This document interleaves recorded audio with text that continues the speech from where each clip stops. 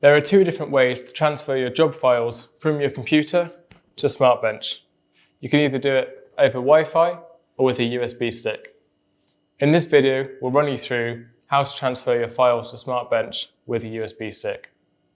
We will cover loading the file onto a USB stick, opening and loading the file on SmartBench's console, ejecting the USB stick, and possibly repairing the USB stick. So once you've got your job file saved on your computer, you're ready to transfer it to SmartBench. The first step to this is to plug your USB stick into your computer and open your File Explorer. In the File Explorer, open your USB stick and then drag your job file into the folder. So now I've got my job file loaded onto my USB stick.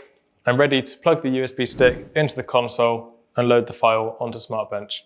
So I'll plug my USB stick into the port on the right-hand side of the console. So now I'm going to enter the Pro app on the console, and then on the file load screen, I'm going to enter the File Explorer. The console will sense that there's a USB stick connected, and the USB icon will illuminate orange.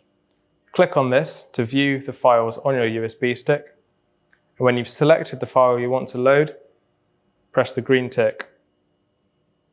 You can now check your file for errors, or if it's a proven file that you've used before, you can press no thanks, quit to home, which we're going to choose now.